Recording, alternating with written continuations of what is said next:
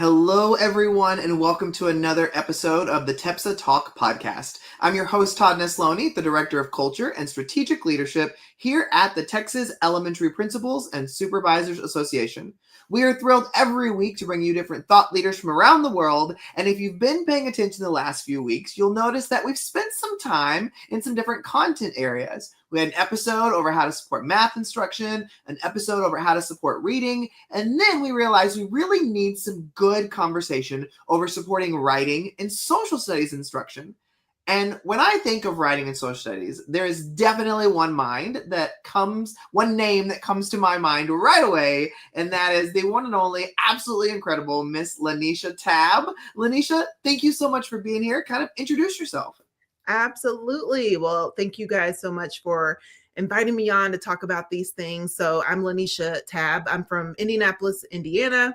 This is my 19th year in education. And like Todd said, I love all things writing and social studies. The writing thing, to be honest with you, it was a shock to us all. I hated writing growing up, and somehow I have authored 7 books with an 8th one on the way. And so that was not something anyone saw coming, but it's been a really cool journey, and it's really helped shape me to become a better teacher of writing for young students. So I'm excited. I am excited to have this conversation today, LaNesha, because I know something that is really important to you and to me is making sure that content areas that can sometimes be second tier get the same attention as those ones that are tested or viewed as the core. Because it's very easy for an elementary or even a middle school campus to put a lot of focus into math and reading and have all the conversations be about math and reading. And yes, those content areas are important. We're not discrediting that at all. But sometimes in the effort to build up math and reading instruction, writing and social studies become second tier subject areas. And so, this was something I know that was really important to you, especially when it comes to social studies instruction. And so talk to me a little bit. Let's start there. For an administrator who may have never taught writing or may have never taught social studies, where do these content areas bring the same types of value as the other ones we're always talking about? Yeah, that's a great question.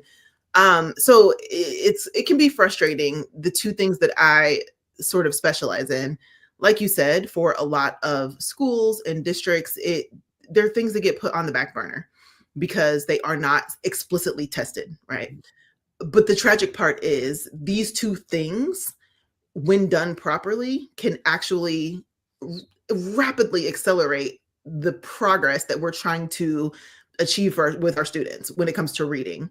So let's think about that. One of the quickest ways to become a better reader is to become a stronger writer, because it's a reciprocal relationship. Like, one is the inverse of the other, right? And so if we can get kids writing well and to be able to realize that whatever they're struggling with in reading, if they can figure out how to do the other side of it with writing, that's one of the quickest pathways to success when it comes to reading. And a lot of people either don't know that or don't know how to go about teaching that. And that, to me, that can just be so tragic, because it really is something I've seen firsthand in my own instruction. And it's just a really powerful way to grow readers. And then social studies, social studies is the way we live our life.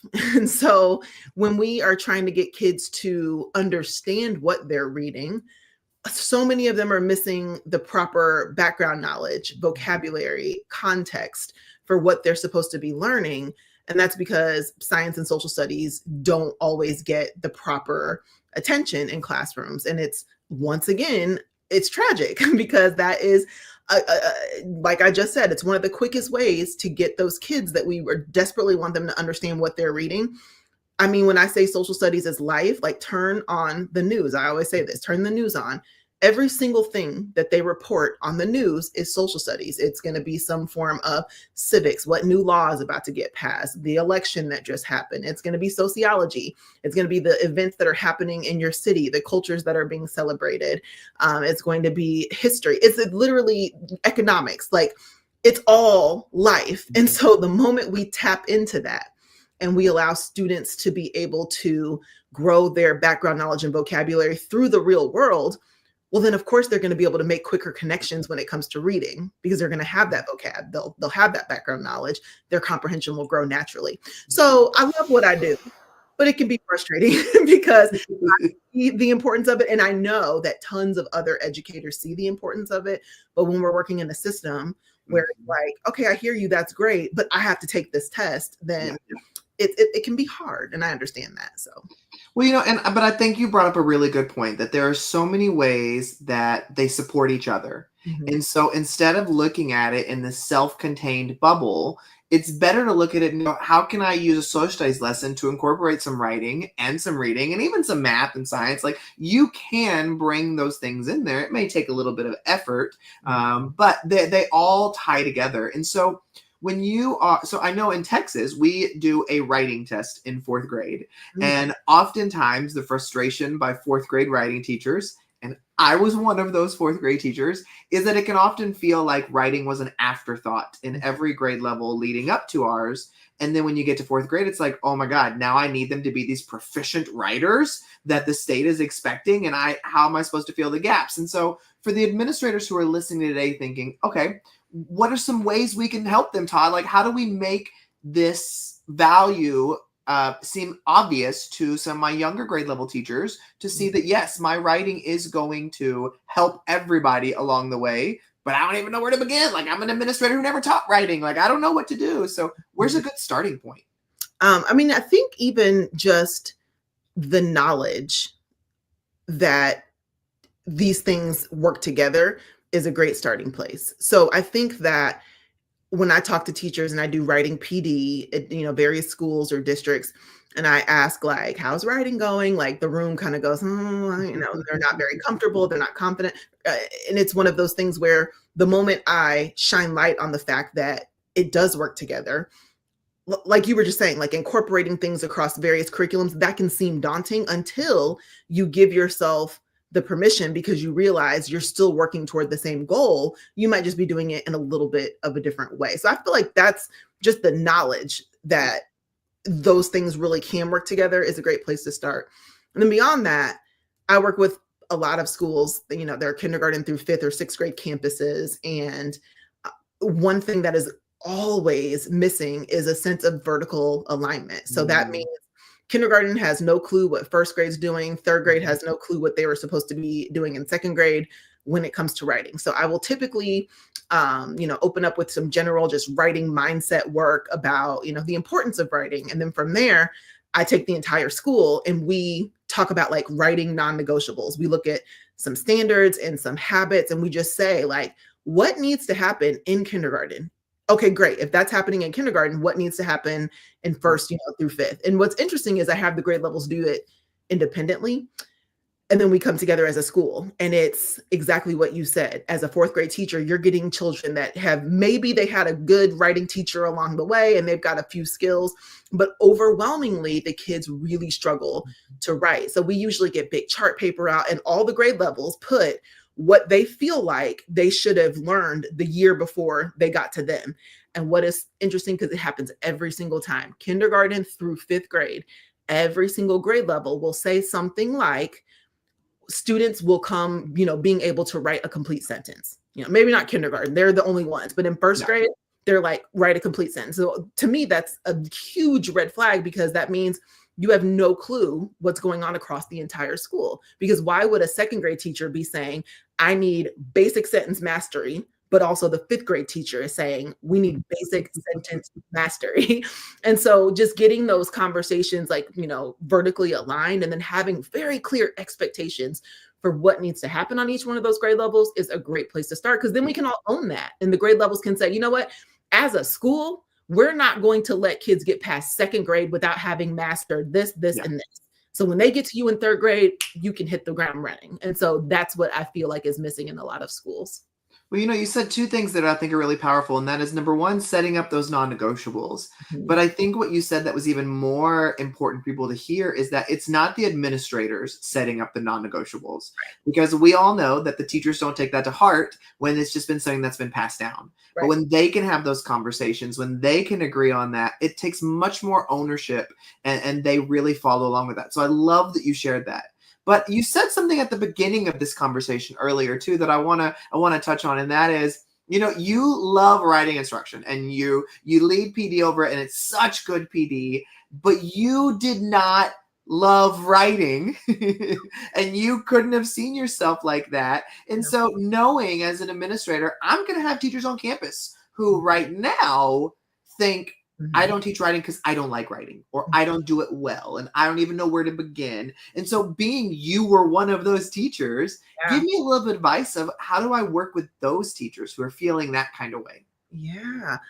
So yeah, coming from a teacher who didn't love writing, the only reason, and it's just like kids, I always say this, I can get a classroom of kids, give me a couple weeks, and I can turn a classroom of children that hate to love or hate to write into children that love to write. Because just like students, it's not that they don't want to do most of the things that we need them to do. It's that they don't feel success or they don't feel like they have a clear set of expectations in order to get what they need to get done. If I am very clear with what success looks like and I've given them strategies and I'm scaffolding and coaching along the way, most of the time I can get kids to move.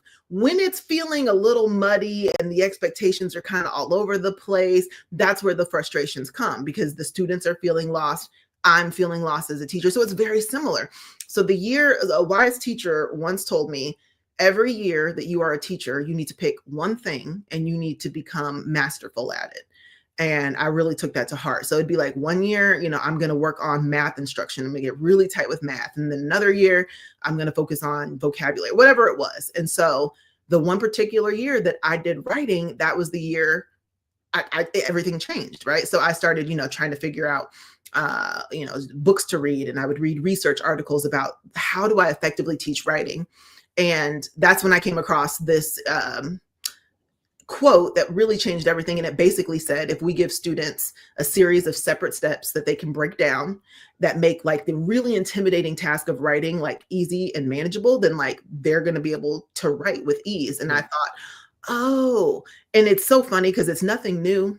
We've been doing this for years, but for whatever reason, hearing it like that, yes, manageable part. So if I'm a teacher and I'm really frustrated, if I could have a framework that would allow my students to see that writing, I can understand conceptually what writing means.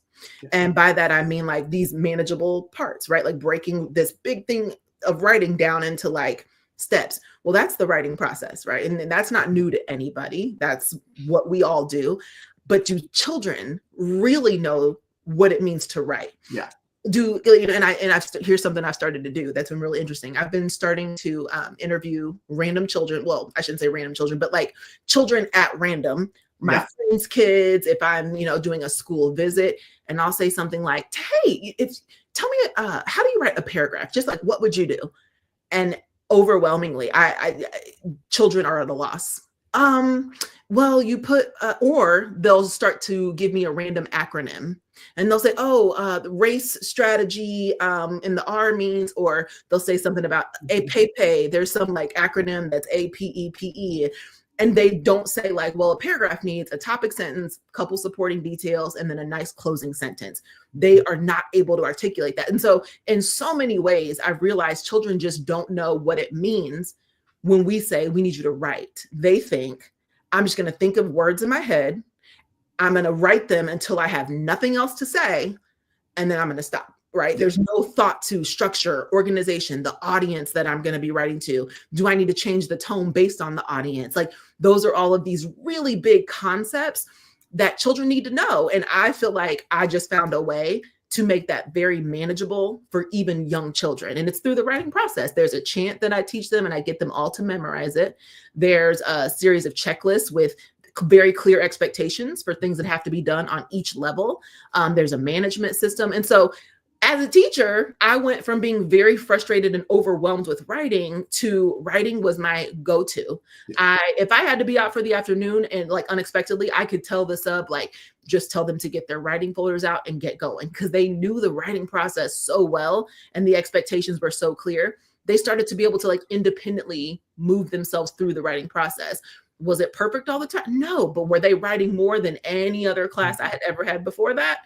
Absolutely. So I think it's the same for kids and for teachers. It's how do we put a framework in place that makes the expectations crystal clear and gives kids a bigger conceptual understanding of what it actually means to write, not just grabbing a random acronym and trying to fill in the acronym, because there's 50 different acronyms that we throw at kids when it comes to writing, and they're just like grasping at one of them and crossing their fingers that it's actually going to work.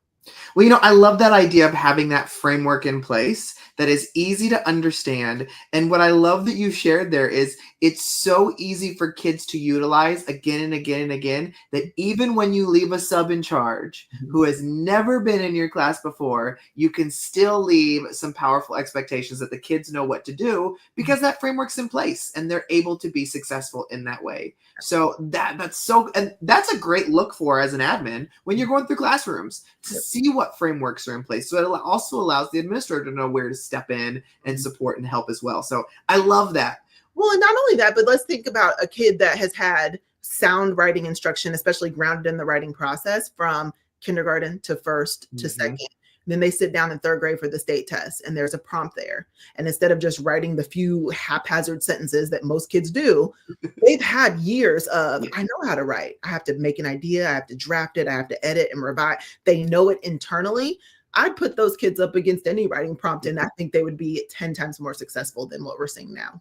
And and what you said there is they've had years to practice it. Right. That's where the difference maker is. They've had all those years that when they get to that test, that's why the test isn't as overwhelming. Right. It's when they've only had that year that becomes so much more of an issue. And so having that framework in place from all the way down and using the same framework all the way up, you make it where it just becomes more, like you said earlier, natural for the kids. Well, and that's what it takes to be a good writer. Like I work with teachers now that are a part of my writing program, and they'll say things to me like, okay, I'm doing everything and we've got it going, but they're still turning in papers that are, they have errors and I'm thinking, you have a group of third graders who did not have sound instruction before. So you thought you would put a framework in place for a couple of weeks now, and they would be doing collegiate level papers. Like writing it's one of the most complex things that we ask kids to do. There's so many different systems at work. There's all this prefrontal cortex work that needs to happen.